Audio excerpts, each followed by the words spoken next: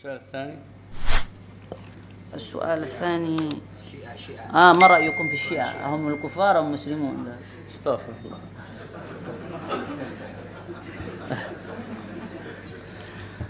أولا أدب العلم، أنتم كلكم أهل العلم، والأخ اللي يتكلم من نهضة العلماء، فلا يجوز لنا أن نصدر حكما على مسلم على الإطلاق، ولكن علينا أن نعلم أن الخطأ وارد، فيحصل هناك خطأ لدى المسلمين ما بين الإفراط والتفريط، ما بين الجفاء والغلو، فالمسلمون يجب أن يفهمون ذلك، وخاصة العلماء ورؤوس العلم والتعليم والدعوة إلى الله. لا تشغلوا أنفسكم بتكفير أحد.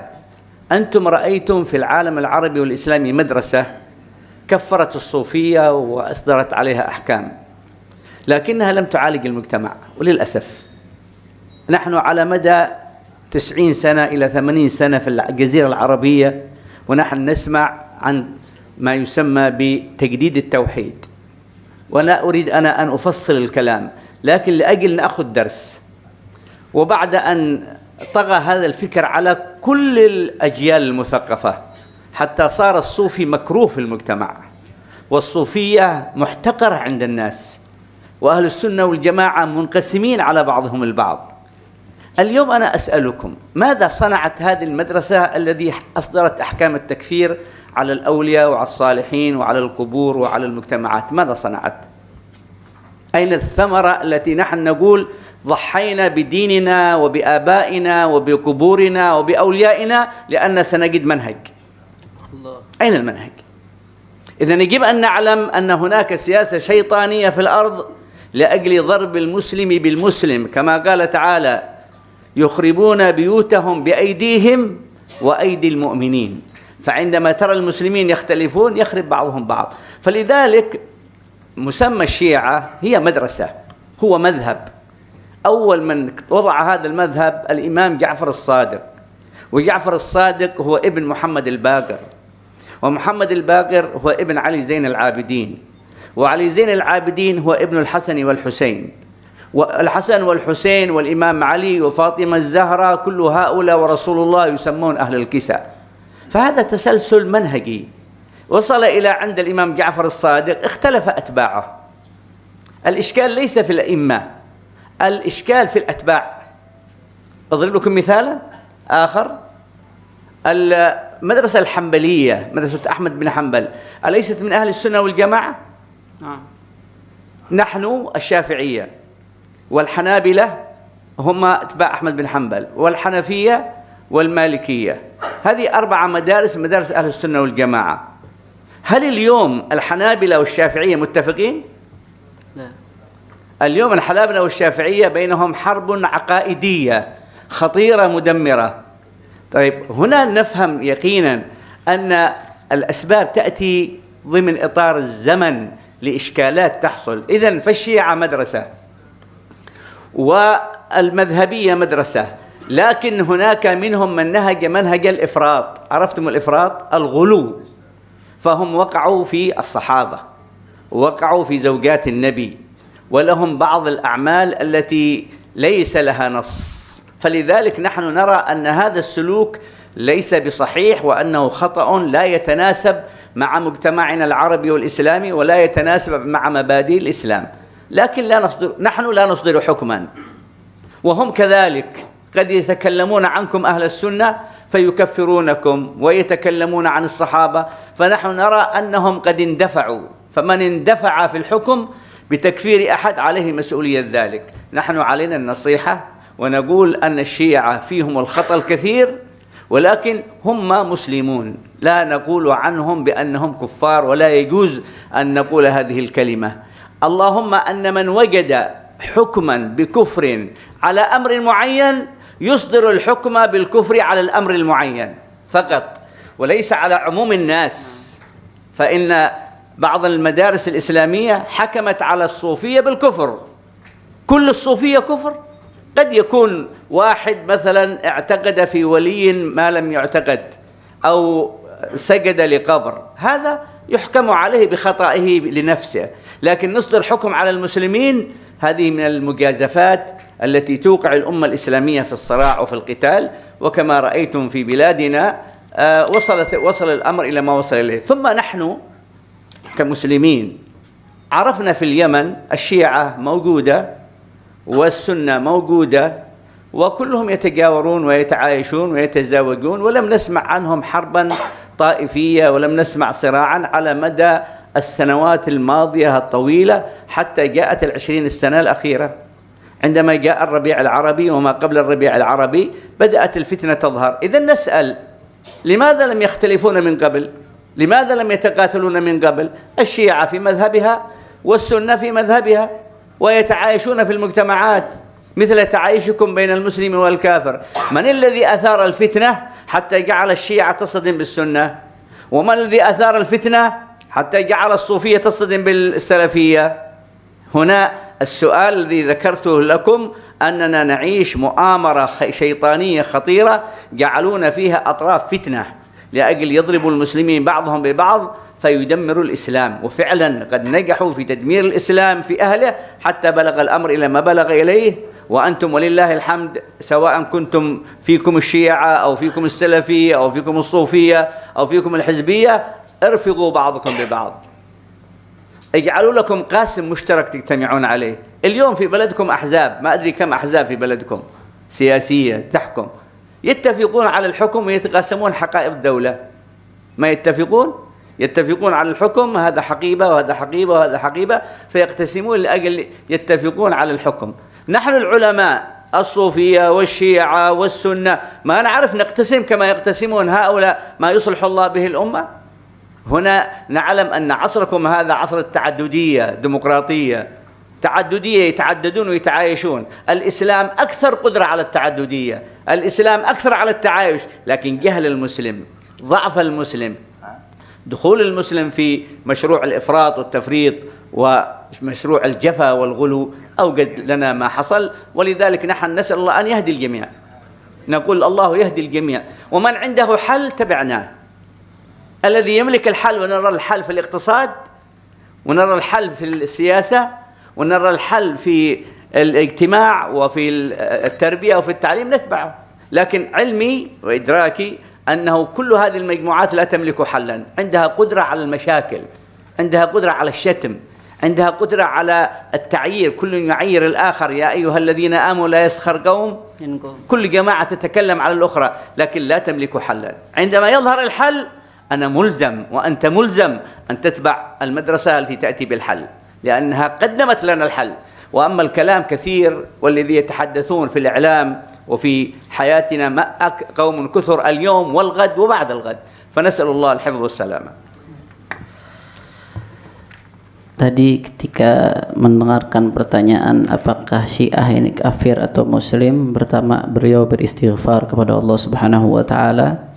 Astaghfirullahaladzim, kata beliau, dalam ilmu itu ada adabnya, dalam ilmu itu ada etikanya, dan termasuk etika dalam ilmu itu tidak tidak menghukumi, tidak main menghukumi orang muslim, nggak sembarangan menghukumi orang muslim. Akan tetapi kita akui kesalahan itu memang ada, kesalahan itu memang ada, kesalahan teknis memang ada, tapi kita kesalahan bisa terjadi antara ifrat dan tafrid. Ifrat itu berlebihan, tafrid itu sangat kurang. Antara itu ada kesalahan, akan tetapi jangan sampai kita mensibukkan diri kita dengan mengkafirkan orang lain, kata beliau. Jangan sampai kita mensibukkan diri kita dengan mengkafirkan orang lain. Antum bisa melihat sekarang di alamul islami itu ada madrasah takfiriyah, ada konsep yang gampang mengkafirkan orang. Kita sudah dengar dari 80 sampai 90 tahun yang lalu ada istilah tajdidut tauhid, memperbaharui tauhid, konsep ajakan untuk memperbaharui tauhid. Ini udah kita dengar 80-90 tahun yang lalu, tapi apa hasilnya sampai sekarang? Apakah bisa membawa maslahat kepada umat, membawa umat kepada kemajuan, menyelamatkan umat? Enggak. Justru konsep ini, konsep takfiri yang menggunakan jargon tajdidut tauhid, memperbaharui tauhid, malah menimbulkan problem-problem yang lebih banyak lagi. Nah, jadi kalau kita mau lihat apa yang yang dihasilkan oleh madrasah ini sampai sekarang. Hanya hanya menghancurkan, hanya membunuh, hanya membom dan lain sebagainya yang terlahir dari madrasah takfiriyah. Nah, bicara soal Syiah ini adalah manhajiyah, adalah metodologi secara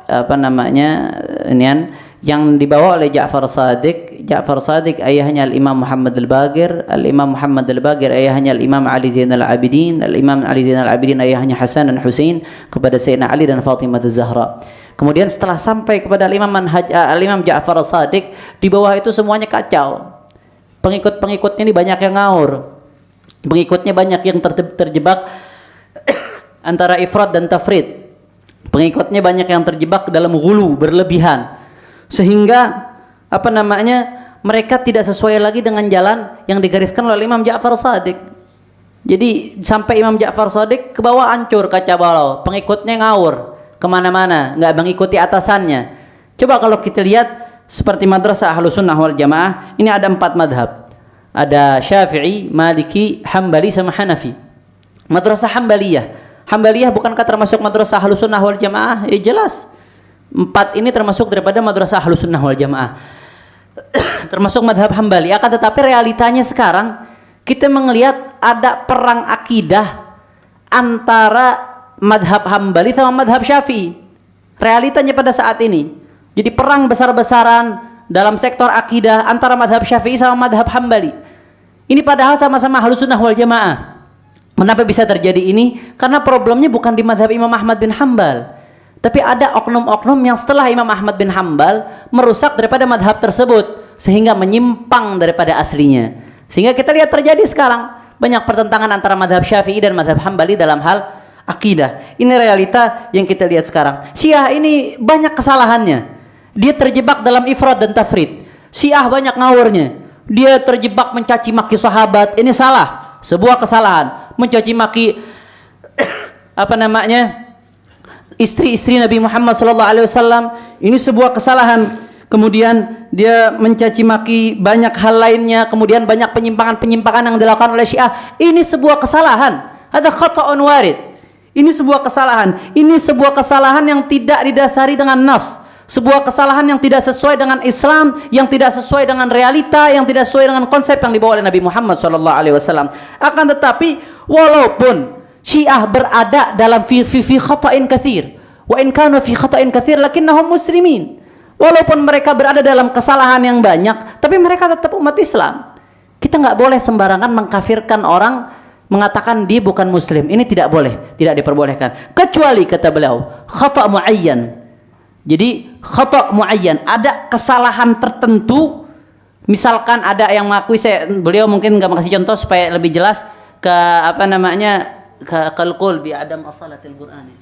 Ya, mungkin misalnya mengatakan bahwasanya Al-Qur'an tidak lagi otentik, waqa'a fihi tahrif, terjadi distorsi di dalamnya, ada perubahan. Ini kesalahan tertentu min syakhsin muayyan, dari orang tertentu. Ketika orang tersebut mengatakan, misalnya seorang Syiah mengatakan Al-Qur'an tidak lagi otentik. Tadi saya minta cocok apa enggak, contohnya cocok kata beliau.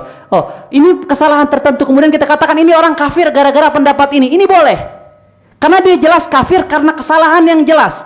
Tapi kalau kita generalisir, dipukul rata semua Syiah kafir, ini nggak boleh.